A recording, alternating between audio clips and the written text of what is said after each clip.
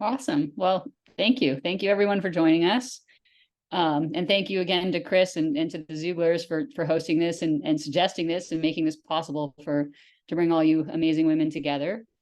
I just want to remind everyone this session is like totally for us. So it is being recorded and they do post it for the Xoogler community. So I just want to, give you a heads up on that front, but it's meant to be a discussion among amazing women like yourselves. And so let's just make it what you want it to be. We're taking your suggestions on topics you'd like to hear about, and we're going to incorporate those as we go forward. And the plan is to do these for as long as they're of interest. Last week, if you joined us, we focused on career change. And we, went through it. We had two amazing women talk about their many career evolutions. And this week, I thought it would be interesting to talk about progression and kind of getting to the next level and focusing on how you make that next step in your career. We're privileged to be joined by two amazing women. My longtime friend, I actually joined Google pretty much the same week as Laura Granka, who's the senior director of UX at Google. And she's had a long and successful career at Google, but she's made changes along the way. And I asked her to kind of talk about her expanding responsibilities and how she made it to the next level and navigated within Google. And then Sakina, who's had, a variety of career changes. She was a co-founder of Talkie, but before that, she was a product lead of international search at Google, and then head of international at YouTube. So she's also made those changes within Google, and she's founded companies and she's had senior roles at other companies like Nextdoor and Groupon. So thank you to both of you for joining us. And I thought maybe we'd start with having each of you go a little deeper and just tell us your story for whoever wants to start. I don't know, Laura, maybe you want to start? Sure. Hi, everybody. Thanks so much for hosting and having us, Catherine. It's nice to meet everybody. Look forward to the conversation.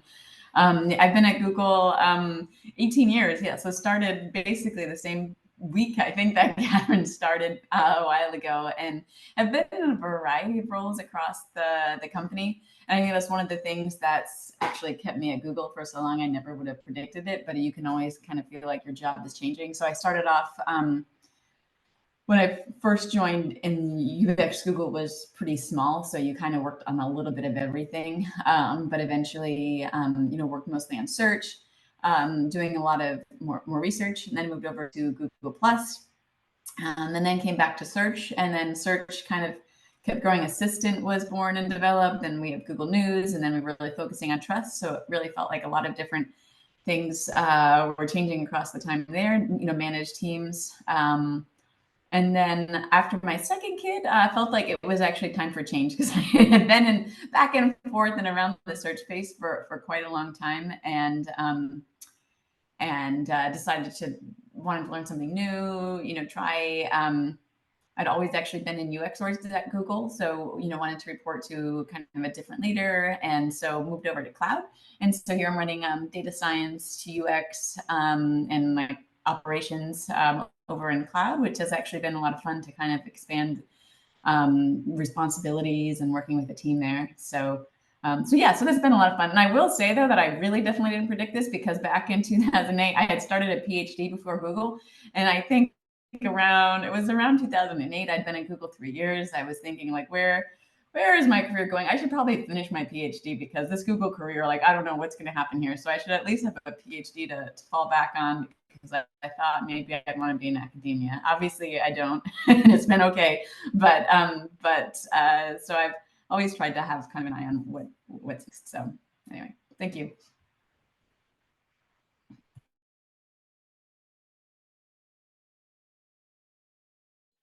Thanks, buddy. Sakina, you want to give us an intro into your career? Sure. Yeah. I mean, I just sometimes think about it and I'm like, wow, I would be almost 20 years at Google, like 19 something, if I had stuck around. And I think, and I'm like, there has been so much happened at Google and after Google. So it's like, I did definitely talk about transitions, but that's not the topic for today. But hi, I'm Sakina. I have done product work for a very long time. I joined Google when it was like kind of a chaos machine, and it was really a fun ride. I worked on a bunch of different products, and very quickly grew to roles that honestly were, I'm like, oh my God, how am I going to do this? But well managed. And I left in 2010, so a while back, to start a company. It was a social product that we build with the idea of connecting people in real life rather than just online Facebook friending. A little bit before its time, but we got acquired by Groupon because it fit well with their strategy of bringing people together in real life. That was a fun ride, moving from a pretty good, well set, like GM like position at Google to doing a startup, and then moving into managing all of social for Groupon as a director there. After that, I again left there to start another to work on some startups, and then I ended up at Nextdoor, where I ran growth for Google as well as US international expansion for a few years. The startup bug bit again, and I was very intrigued by what's happening in Web3. And I built a social network in Web3. It's about 1 million users now. That's Taki. And it's like the idea, I mean, I'm fascinated by blockchain. My master's is actually more on the traditional machine learning, information retrieval. Nobody talks about information retrieval anymore. It's like, what is that? But anyways, precursor to a bunch of stuff that's happening in Gen AI and other things. But I picked blockchain because I think the power of equalizing is pretty interesting to me. So that's kind of my background. I am still the co-founder of Taki, but I'm like raising my head now to see what else is out there. So that's where I am. Amazing. Thank you very much for having me here, guys. Thanks, Chris, and thanks all of you for being part of this. Awesome. Thank you for joining us. Well, I think you both spoke entirely too humbly. And so you sort of glossed over some of the amazing accomplishments that you both made. And I'm going to push you a little bit. So Laura, you run a huge organization. I mean, and you've been there for a long time. You've been promoted all the way up to senior director. Tell us if you ever felt like you were in over your head, and what are your strategies for navigating that? I think all of us have had the feeling that, gosh, like this is a little overwhelming. How am I gonna take on this new challenge? So I'm gonna push you a little bit. Tell us how you've navigated that.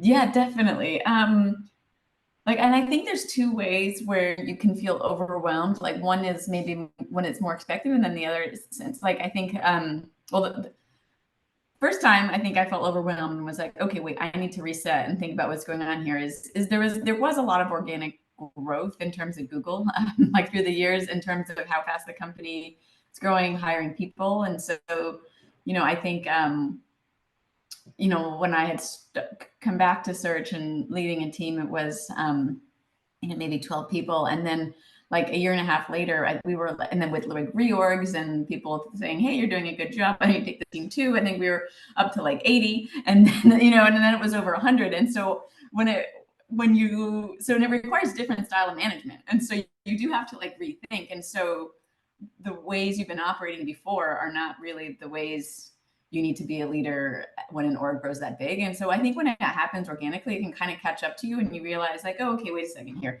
You've been adapting and changing all along, but I think been feeling over my head, that's maybe one where I, had to like actually take a reset and approach my job like it was a new job, if that makes any sense. Just in terms of like, okay, so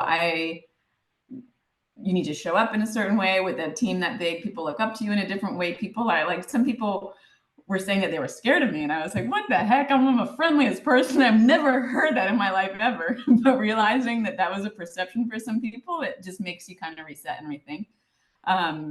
And then another time is like when coming over to cloud. So I'd been on the consumer side at Google for like 17 years. And so when I moved over to cloud enterprise, like it's a completely different business, right? And, and just the success metrics and the way the business operates, and and also new people. Having been at Google for so long, I took for granted how much I had gotten done by like knowing who to talk to.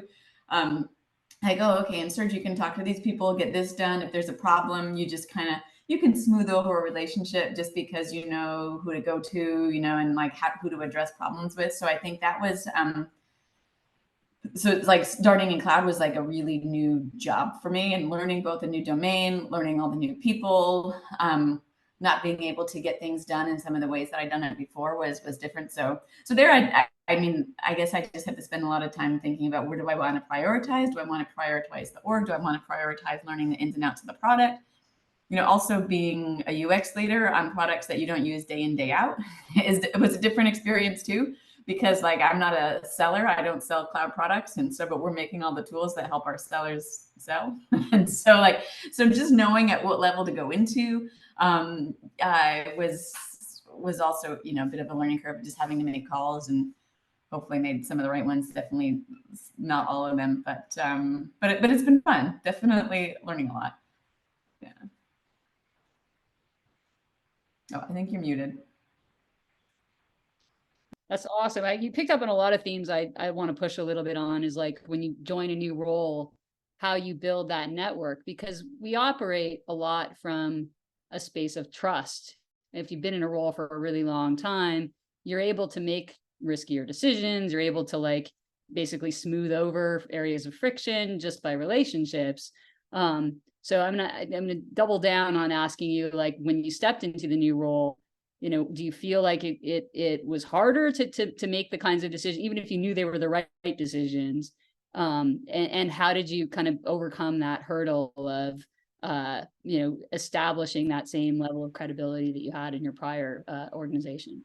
Yeah, good question. I think I guess there's two things you realize kind of going into a role. It's like most people really want you there, because most people actually really want a leader in the space. Like if they're creating a role or bringing teams together, and it's not like about me personally, they want the role, right? And so they're kind of looking for you to be able to be making some of those decisions and some of those harder calls. And so for me, some of it was getting comfortable doing that without being like 100% confident. You know what I mean? Like knowing where my confidence level was in terms of like how to make that call. And so part of what helps me there is also just like figuring out like who are going to be kind of who are my couple people, you know, like being able to bounce ideas off of like at least one or two key people. Like, you know, hopefully you can talk to your manager some sort of openly. My manager's good like that, but just having a couple of other people on his staff that I can just, you know, you can have that real talk with, saying like, hey, like really, what is going on here? This feels a little off to me. Is that what's kind of happening here? People who may be a little bit more familiar. And so, you know, it takes a little bit of time to figure out like who you can build up that trust with. But I know, but in every org, I feel like there's always at least like one or two people that you build up a rapport with more quickly, and you can at least have kind of a little bit more of those open conversations that help to navigate it. Great. So I'd like to switch over to Sakina and ask you the same sort of set of questions. You made the leap out of Google, founded a company. You know, how did you get comfortable with that decision? And did you ever feel like you were in over your head, and how did you navigate it? All the time, in over my head, all the time. I think when you're used to the structure and the resources of a company like Google, where, you know, I mean, especially the hyper growth phase of Google, you know, this was still like Sergey, Larry, and Eric's playground Google, like, because I had a call with somebody, with a former colleague of mine, I no names, but like, who basically was like, had a call, like, going back to Google, and he was like, do you want to come back? It's like, but it's a different Google. It's not Eric's Google. It's not Larry's Google. It's Sundar's Google. So very different now. But I think it was really, really hard, right? Because especially moving into a founder role. And I think this is different if you go to so I can speak more to like not just a founder, but if you're going from a really well, you know, well-resourced environment to a, you know, resource environment of high constraint. I think that was my leap out of Google, which was like going to starting my own company. And it's like, you have to figure out a payroll vendor. You have to figure out, oh, there's trash built up here. Like, we don't have a janitorial service. Who's going to take it out? Guess who? The founder takes it out, because nobody else is going to do it, right? So I think, and we were and I started my company like right after the old financial crisis, 2008, 2009. And so, I mean, funding was not like it wasn't as lush as it was the last few years. So we were very, very, very scrappy. And I think that was like soup that pulled me and helped me grow in ways that I think that I think were really good. But it's also really, really it's game changing. And I think the biggest thing that when people ask me like, hey, should I leave Google or Meta or X to do this? I'm like, the question is like, why? Like, you know, are you going into eyes open? Like, you know, it is going to be different. It's going to be potentially harder, but are you like, what are you in it for? Because, you know, you might be very happy. You may have these issues at this company, but you might be very happy there, like in hindsight. And so I think that's something that I did face a fair amount. But that's like more transition to product. But I feel like in most, when I've also done the more lateral transition into more like, I don't know the makeup of this crew, but like, you know, if people are interested in more in like going to another role at a different company, I think you know, every place has a transition. And I loved what Laura said, like understanding who your new tribe can be is really important, right? And I think what has worked very well for me, even as a startup founder, and this is probably that came from working in a bunch of startups now, is I do what I call the listening tour. It's like I literally don't speak for the first like month. Like it's literally like most people, like I'm sure at the end of it, like if my reports or like people who work with me would ask like, why is like she's useless, like she doesn't talk at all, right? And I'm not naturally a quiet person, just like I'm quite reserved, but I'm not naturally quiet. But it's my listening time, right? I mean, and if you ask the right questions, I feel like you will learn. People will. And most of the time, if you get hired in a role, it's because something is not working, right? I mean, it's not, I mean, when you hired an IC, I feel like, you know, because you are adding to the productivity of the team, or like, you know, hey, you know, this is a lot of workload and somebody needs to come and build X and build Y. And I've been an IC, I still code. I like it. I mean, nothing that would ever go into any production at a big company, but still like, you know, it's a very different skill set. But when you get in hired as a management, you have to be sure that, you know, there's something that's wrong, right? Like it may be a scaling issue. It may be something that is and when I say wrong, it doesn't mean necessarily like something is broken, but it's maybe they grew too fast or something's going on. So you kind of have to understand what's going on. And I think if you can listen well, you will identify the people who are most value aligned, most business goal aligned, that you kind of can make your own tribe or count on. And I think my goal in the listening tour is essentially just understand what's broken, right? Like, what is it? What is broken? And when you ask somebody what's broken, it's very a defensive question, because people are like, nothing's broken. Like, what are you talking about? Like, everything's great, right? You know, like, especially if you work with very smart people, which I've had the privilege of working, I'm very grateful, is that, you know, it's like, everything's good. Like, and you'll get the extreme is like, everything is bad. The coffee is bad, the water is bad, you know, like the sky is falling and everything is bad. So I think that's where you kind of have to develop a little bit of intuition. And when you start hearing the repeated issues, is when I feel like just having a template and having the language of the organization that you can understand and look into, I think that helps you succeed. And I feel it doesn't have to be at any level this works, right? Because I've tried it at different levels. When I've been hired into a new role, it works. It works with various degrees of success, but you kind of get an intuition about like or an idea. It's not really an intuition because you're kind of just pattern matching at that point, but you kind of get an understanding of what's going on in the organization that you are now part of. So happy to elaborate anything, but I'll pause here. Yeah, both of you talked about kind of making moves. You mentioned a lateral move. I think so in the vein of career progression, can you compare and contrast a little bit staying in your current role and kind of pushing to climb the ladder versus, you know, feeling stuck and not being able to do that and making a change to a new organization or a new department? And do you think that helps you get unstuck, or is it hold you up? Or, you know, I think a lot of people are sort of looking, how do you make the next step? Is it in your current role and pushing for that, or is it making a full change if you don't see that opportunity?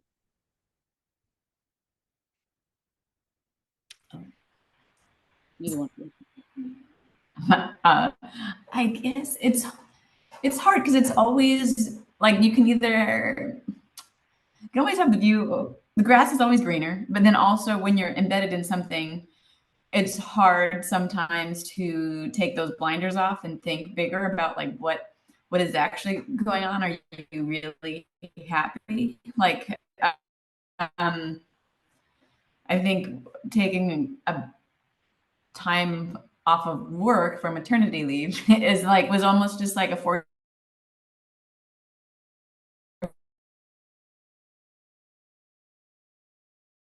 function to just realize like, hey, actually,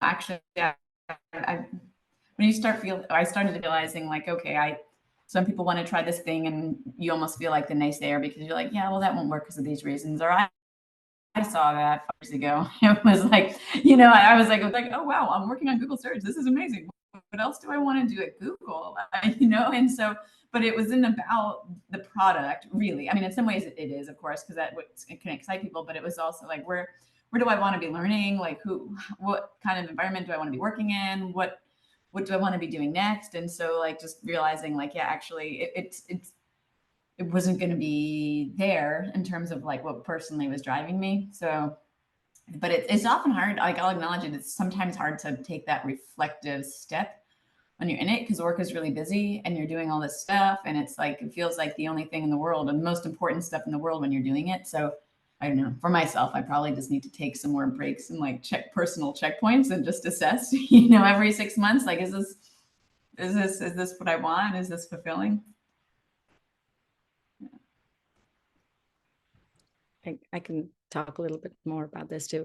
I think, I mean, echoing what, like, I feel like we're talking very similar ways, like, and that's good because and I feel like, I think, what is it that is, why do you want to make a change, right? I think understanding the why and why now is really important, right? If you're frustrated in a particular role, like, so there's like career progression, and then there is like, really frustrated with the current role, and like, and there might be legitimate concerns, your well-being, your vision for yourself, where you see yourself. Like, I hate the 5-year 10-year plans, like, just where you feel comfortable today and where you want to, where you see yourself, right? So I think there's stuff that is systemic. Like, if it is a really, really, truly, like, not an environment that you for reasons beyond your performance, there's, I mean, let's face it, there is bias everywhere of different kinds. Like, if you don't believe that, then there's blinders on, unfortunately. And so, depends on what your situation is. And it's like, I really feel scared of giving generic advice, but I'll just give you my perspective. Is like, I think that if, is there a systemic stuff that is making you unhappy, and it's not aligned with like where you see yourselves, what's aligned with your value system, where you see yourself going, then probably a good time to think about, like, eject from this current position, right? Whether it is giving you, and then the path to growth, whether you can grow yourself out of that particular system, and can you change that system, right? Like, if you grow, can you make it better? Then maybe that's something that, if it aligns with your value system, you stick it out.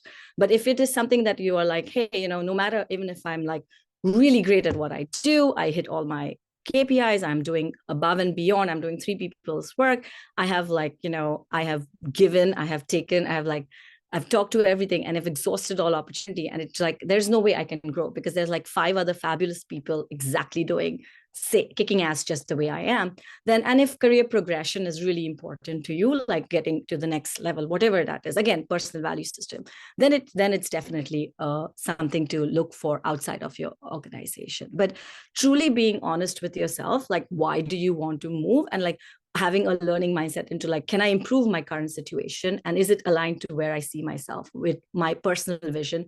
Then I think sticking it out would probably make more sense. I have done that multiple times, and it has led to great outcome. I've also said, I'm done and I'm going to go do something crazy, and I've done that as well. So I think really understanding like why, because change cannot be running away from something, it has to be running towards something. And I know this is a cliche, something you've heard this before probably, but there is some truth to this, right? Like, I mean, if you can't run away from like why, is at least without giving it good thought as to why the situation exists. And I'm obviously talking about if you're like done this role, or if you feel there's no career progression possible at all, how do you kind of navigate that situation? So great. So Can you talk about a time when you say you stick it out? You stick it out, but you need to advocate for yourself, whether it's for the next level, the next title, the growth in role scope, whatever it is. This is something that I think women generally, I'm going to make a generalization, are not great at. We're not the best advocates for ourselves. And I say this as an advocate. So talk to me about a time where you struggled with that, and how did you prepare yourself? How did you take on the advocacy on your own behalf?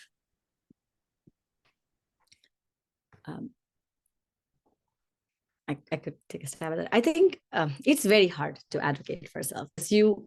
When both of us, Laura and I, introduced ourselves, we kind of glossed over. And I know this, that if I had, there are very, very close friends and colleagues of mine whose introduction would have gone very differently, right? They were like, 2X founder, one exited, one this, yes, how can I help you? Like, what do you want me to talk about? That's not generally the style, right? So it's not authentic to me. So like, I don't adopt that because that's not who I feel comfortable with. But yes, that exists. Like, advocacy is really important. I think one other thing that I've seen worked well for me as well as others is also alliances, right? When advocacy becomes hard, alliances put together through really good showcasing your talent, your work, whatever it is. But we as a society value output, and we as a society value, as a company, your role. And I have some views on this, like, which is probably for a different forum, but like, this is more like, we are going to be, I mean, what problem can you help? This is something when I was very young in my career. It's like, there was this conversation where it's like, it's not about you, it's what you can help solve this X problem, right? So if you can disassociate that, right, whether it's me and versus this problem, if you can solve the problem for your manager and you become the person who is, and you can be nice to people. Like, I actually genuinely believe that I have had most of my successes because, I like people, like, I genuinely like people.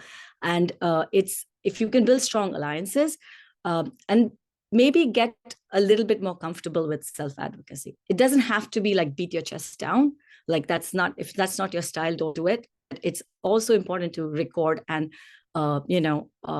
champion your own achievements. If you're somebody who can only champion themselves when it's totally rooted in like your work, then that's something that you need to kind of keep track of and speak up for yourself, right? So in absence of like constant advocacy, I would basically suggest like, building strong relationships and alliances. And you'll be surprised how these alliances will come together from different places that you would not even have, like, you would not have gone out of your way to create those relationships. And I can give you one example from my Google career, which somebody brought up this Saturday. I was at the Burlingame Roosevelt Elementary School chili cookout, and my kids don't go there. I just like got roped into it, and so we. One of my one former Google colleague who was the same tenure at Google, like 2006, 8, like we overlapped during that time. And he said, hey, I remember, like, he's like, remember when XYZ happened? And I was like, when Mercer did her, her office hours. Some of you were there at that time. And he's like, I still remember that it was 3 a.m. Bangalore time. This PM was in Bangalore. You offered to go and stand in the line for UX for 2 hours when I needed to present and get her this thing. And it's like, nobody else was willing to do that.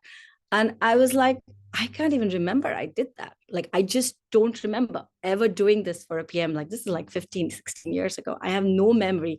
And he remembered that, and I know for a fact that when I was fundraising, somebody had background checked me with him. Like, I know that for a fact, but like, this memory is like lost to me, but he remembered it. And so I think that's what I mean by alliances. And I don't advocate standing in outside user experience reviews. Those were brutal.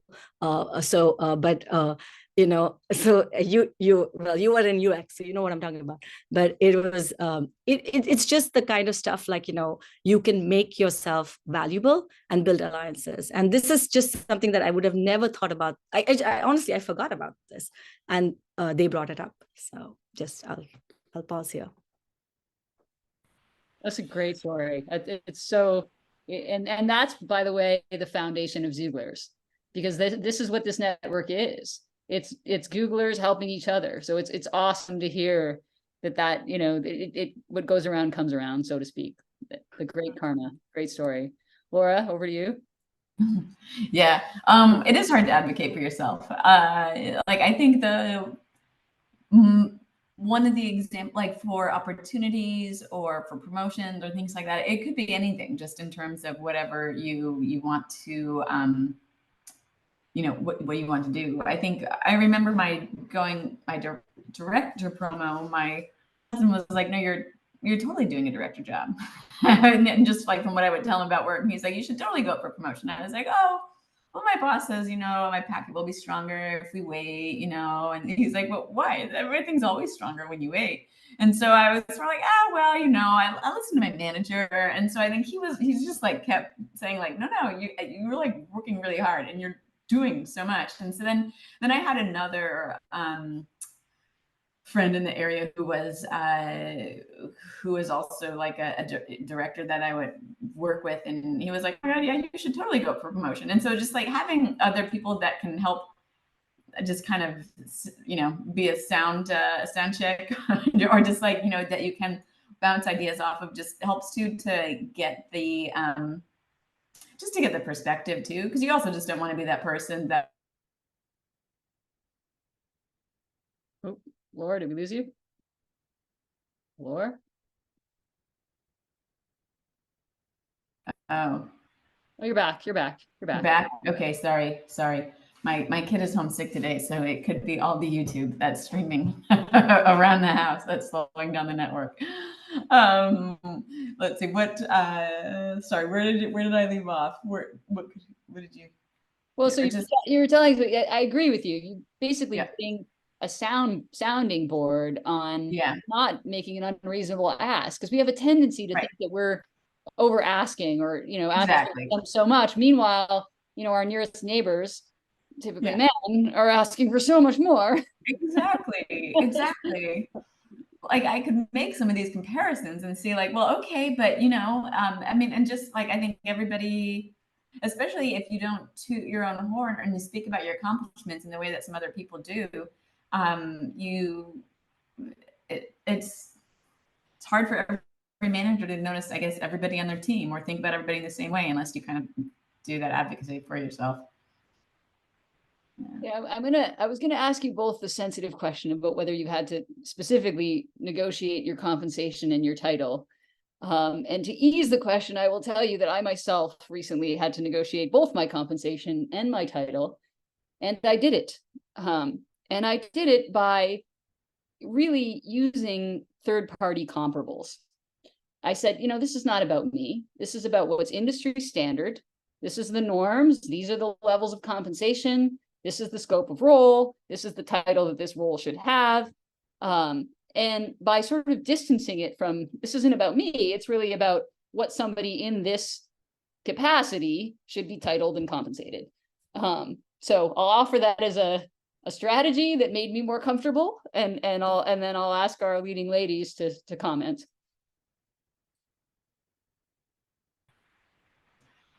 I've been at Google a while, and it's hard to negotiate salary per se. Like, but that managers have discretion with things like bonus and equity, at least at Google. So I think those were kind of with regards to like negotiating, those were kinds of the things that I would think about or make sure to pay attention to, like knowing like what discretion a manager actually has, versus and like what would make the most meaningful difference. And so, there are comparables, there are, pointing out different levels, but I haven't done a whole lot of that other than like reminding my manager each time when I know it could be a helpful time to just remember all the things I've done to remind them of all the things I've done. So that's yeah. So I'm probably not the best candidate for negotiating because I should probably take some better lessons around some of this. Yeah. Thanks, Laura.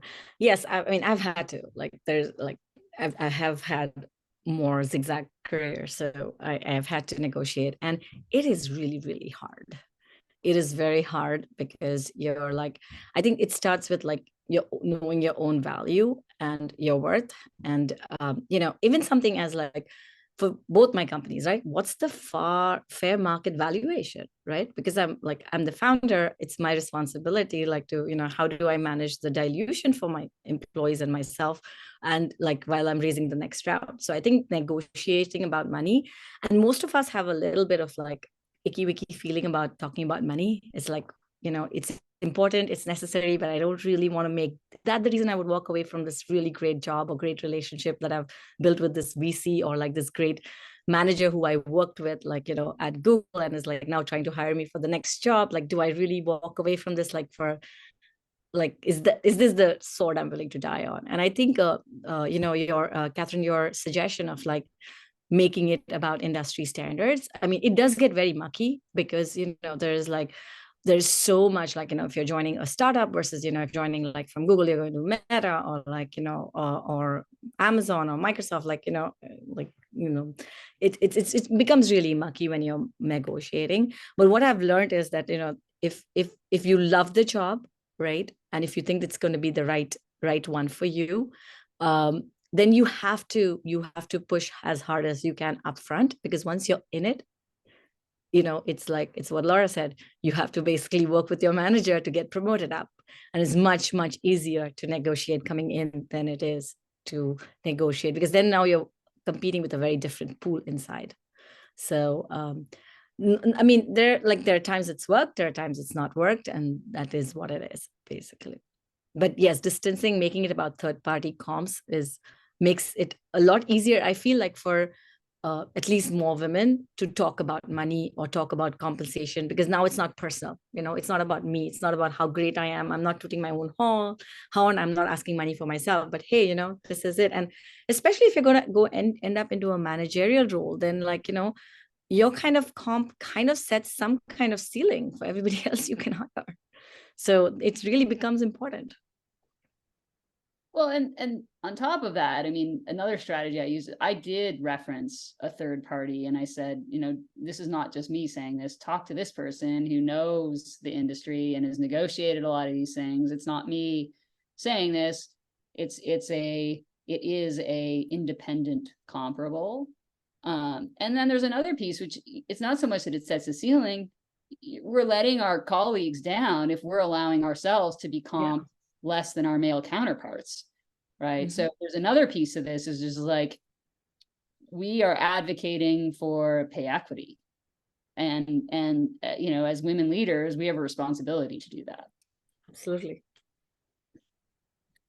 So I'd like to actually open it up to the group to see if people have questions. Here's Nicole. She asks, has an offer ever been pulled by a potential employer from any of you based on comp negotiation? I just was successful with it, so no. But leading ladies, I can speak to that. So my name is Pauline. I have run into that situation where I have done, I guess, a really good job negotiating, such that yes, an offer actually was pulled, unfortunately. So be cautious, but certainly, lead with grace in as much as possible. Thank you. I've been in a situation where it wasn't pulled, but like we couldn't agree on the terms, and then I decided to walk away because I just didn't think it was the right fit and the right. I just didn't. To me, it was. I got to spend a lot of time with the chairman of the board and all of that, and like I realized maybe this is not the right place for me, because I just was like, it was, the delta was very large, but then it wasn't. We couldn't reach a conclusion, and I just had the feeling that this would be one of the many compromises down the line. So I walked away from that. That happened 2 years ago. That's a great insight. I mean, you learn a lot from having these conversations, even if you don't ultimately get what you asked for. The discussion tells you a lot about how they view the role, how they view the scope of the role, the importance of the role, the trajectory, and how much value you can add. So in some ways, it's it's broader than just what is the ultimate number. Yeah. Laura, any thoughts on that one? No, just I haven't had that exact experience, but having also interviewed for other roles, while at Google, knowing you just wanted to echo that you do get a good sense from people on the worth of the role and you through some of those negotiations and conversations you're having, like who is negotiating with you, who is kind of coming into the picture, who is advocating for the role, and that sort of stuff. So just no, that's important stuff to pay attention to, and knowing when to walk away.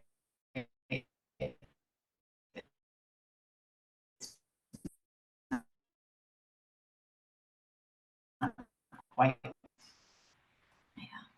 Yeah, and I'll just add one point as a hiring manager, I took it into account that people were.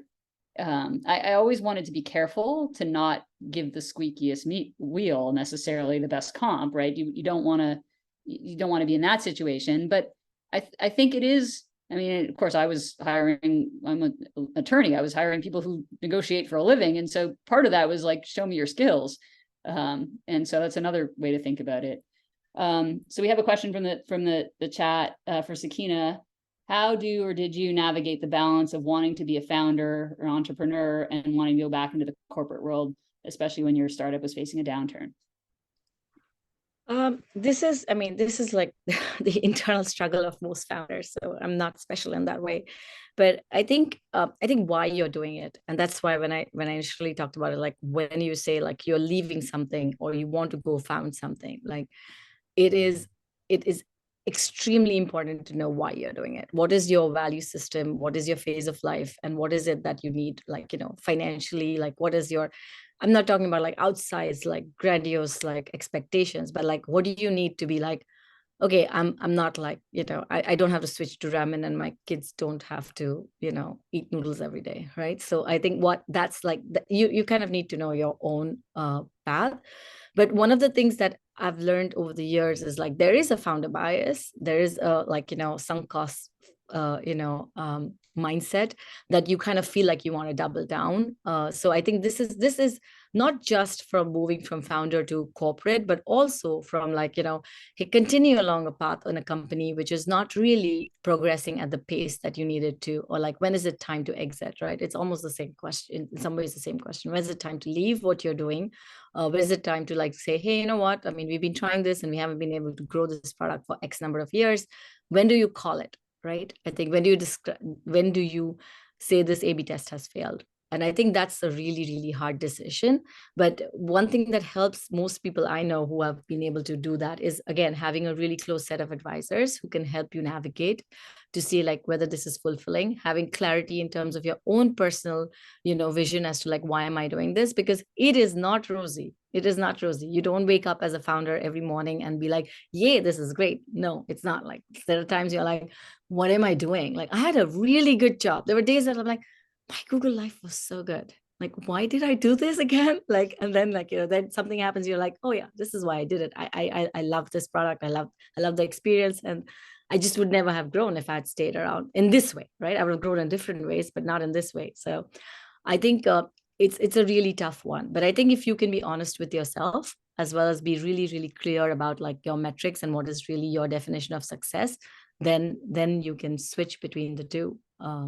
Also, working for a startup is very, very different than working for corporate, right? Like when you work for 100 million users and 200, like, an experiment that basically impacts 1 billion people. That's way different than when you're like super excited and celebrating your 5th user. It's very, very, very different. Like, because these are 5 people who are spending time on a half-baked product. And like, and then when you hit 100, you're like, oh, wow, it's like 100 people who actually are spending time. This is not Google. This is 100 people who are spending time. You have to do things that don't scale to kind of get your foot in the door. And I think those moments are something that, it's very personal. Either you can roll with it or you just can't. And that's kind of makes it easy for you to go back to corporate. I mean, you're definitely hitting the thing that all former Googlers hit, which is how do you go from servicing 1 billion people and lifting one baby finger and impacting the whole world, Yes. and find meaning elsewhere, right? So this is, I think, and it's great and topical and current to talk about how you find what's next for you. So thank you for sharing that.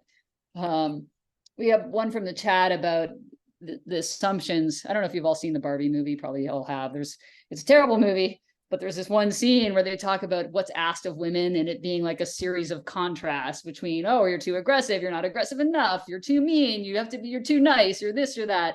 And I wonder if you guys could talk through an experience where you've had that, where you felt that, where you were sort of asked to be two inconsistent things at the same time, or assumptions were made about you that are often not made about our male colleagues who are always seen as confident and wonderful for speaking up. Yeah. I think people always want to have it both ways. Like feedback I've gotten from feedback that I've gotten sometimes from managers, like, hey, you just got to really piss people off. You got to like make those hard calls in this decision and really I need you to piss someone off. That's actually what I heard just a couple weeks ago. And so that's fine. But imagine I had pissed someone off first, right? And then the feedback I've gotten before is like, hey, really need to be more collaborative. And like, I've heard also, got to work on your relationship with these people. And so like, I do feel that people struggle and really want it both ways.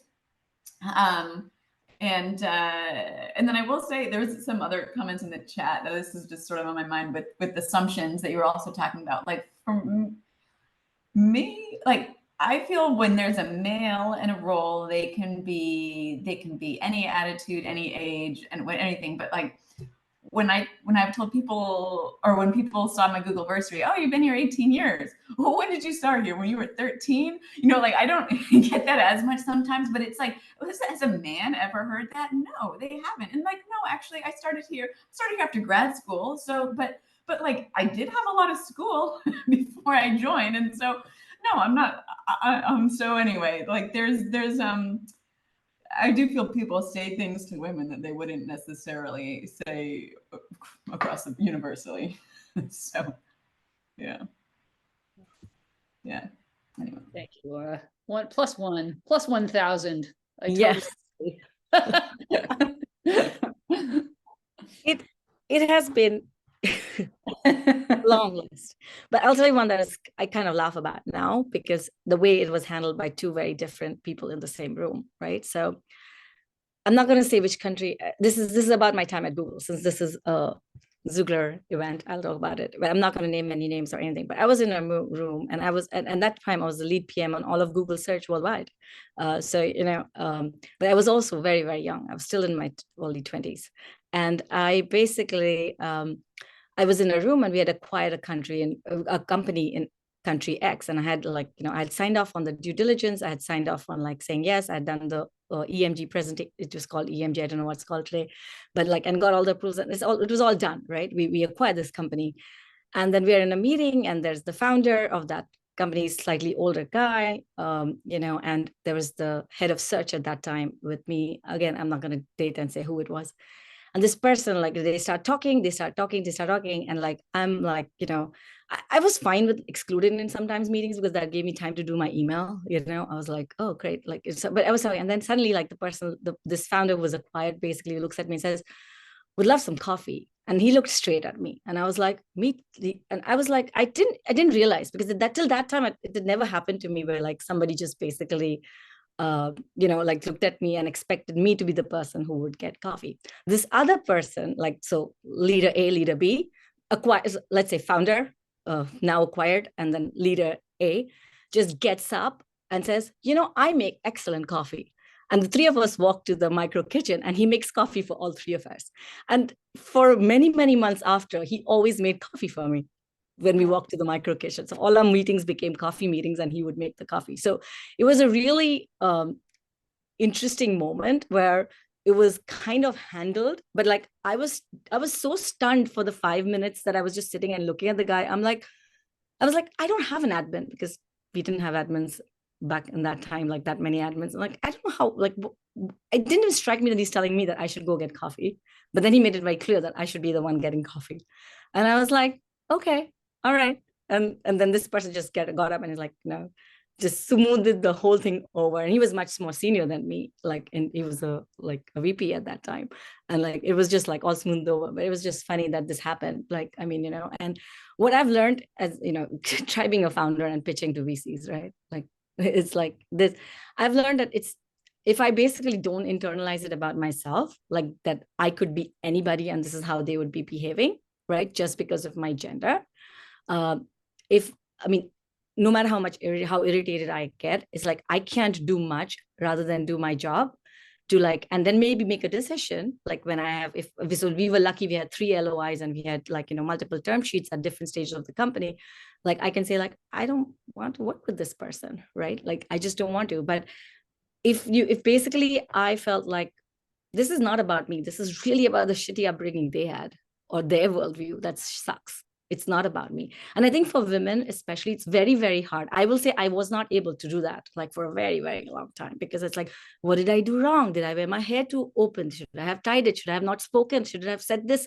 Why did I make this? Like, I should have led with my master's degree. I shouldn't have talked about like, AI for 20 minutes. I shouldn't have done this, like anything, right? Like I made so many mistakes. That's like what we walk away from it. It's like, and I think that's my example. That's great advice. Don't internalize it. The problem isn't with you. The problem it's not you. The problem is with them. And the mere fact that this happens to all of us confirms, right, that it's nothing especially bad that any one of us is doing. The problem is with the perception on the other side. And you're never going to make everybody happy. Too strong, too weak, too soft, too nice, too hard, too whatever. You can't make them all happy. You just got to do what you think is best. So that's great advice. Well, I think on that note, I think I'd like to wrap it, because that's such a great final message to everyone. Don't internalize it. You're great. Can I ask a question? Yeah. Oh, sure. Yeah. So again, while we're on the topic of of asking for equal pay or advocating for yourself, I'm sure you have had situations in which you have had to speak up higher, or maybe you have had to try harder to convince on a decision more than your male counterpart. And I would like to know how you handle those situations. I mean, any example or any suggestion from you would be wonderful.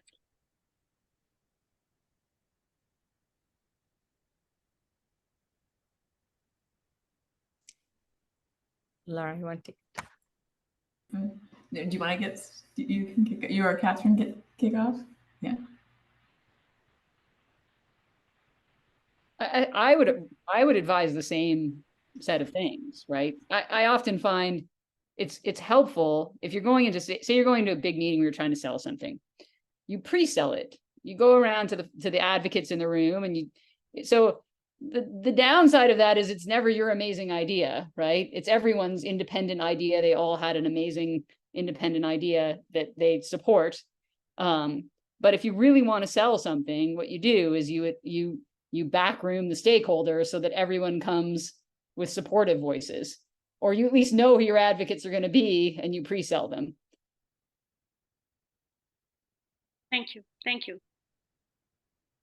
And by the way, that goes for, I once heard this group of very experienced board members talking about how decisions get made in the boardroom. And that's absolutely how it goes. I mean, very sophisticated leaders sort of pre-sell sensitive things. There's never like, you don't come to a meeting cold where you're presenting a new idea.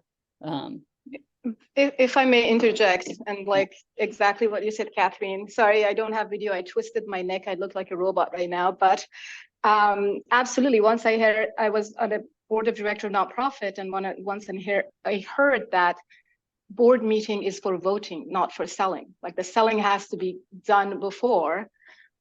You're there just to, people register what they come to before the board meeting. If we have a minute, I want to also make another comment, and play for a minute the devil advocate, because what I see a lot when we go into women-focused events, I just feel I'm trapped in, sometimes, not always, right? In a echo chamber that constantly says, oh, as women, we are thinking this way, we have these vulnerabilities, we have these insecurities. Honestly, I grew up in Iran, right? And I first went to Germany for my master's degree. And the first time I heard women are not good in engineering, it was in Germany, because I was in a class of electromechanics. Out of 300 students, I was the only woman. And I asked, where are the women? And, you know, one of the classmates like, oh, women are not as interested in engineering. And like, you know, for a few minutes, I was speechless. I didn't even know, it never occurred to me growing up that women are not, possibly could not be good at engineering, right? Also, with regards to negotiation, with regards to, you know, I made a comment that very aligned to the comment the other woman of the group made about, you know, negotiating too hard, having an offer pulled back. I negotiated too hard for an offer, which was like one of the most incredible offers I've ever received, and they pulled back. But it never occurred to me to think I even have an option to ask for anything less than I'm convinced I deserve next time. You know, if they want to pull back, if they think I'm asking more, if I join that company or I'm asking for too much, I will have issues. This is like shows their bias, right? Either I'm really asking something unreasonable that it means they would have entered the negotiation to begin with. You know, like anyhow, so all I want to say, I'm trying to just cut so many things that I had to share here, is that just be the rock stars you are. Everybody has the insecurities, and many times the things we think are very women specific, men have that. We just have the privilege to have these secure places to share with each other. And as Catherine said, know that yes, if all of us feel, so it's not only us. Maybe men have the less of the privilege, but despite of that, you know, God give me the confidence of a mediocre white man, right? They just push through. And Thank you, Sarah. I guess, Thank yeah, you for sharing that. that's all about I want to say. Thank you. Appreciate it. Okay, gang, I'm conscious of time. I want to keep us on schedule. I thank everybody for participating. I hope to see you again next week. And please bring your amazing female friends to this group. We need to grow this network. I want to see a lot more women participating in Xooglers. It's an amazing network. Thank you again to Chris and Kush for putting it together, but they are inviting us in. And so I want to see you all participating. So thank you so much. Thank you so much. Thank you. Thank you. Thank you. Quick question. Do we have a Slack channel for the women's Xooglers group specifically? I'm going to check with Chris on that and get back to who's asking. It's Thebes. Okay. Yeah, I'll catch you offline on that, Thebes. Thank you. Take care, everybody. Cheers. Yeah. Thank you, and Thanks. Laura. Thank you, Thank Sakina. Thank you so much. Thank you.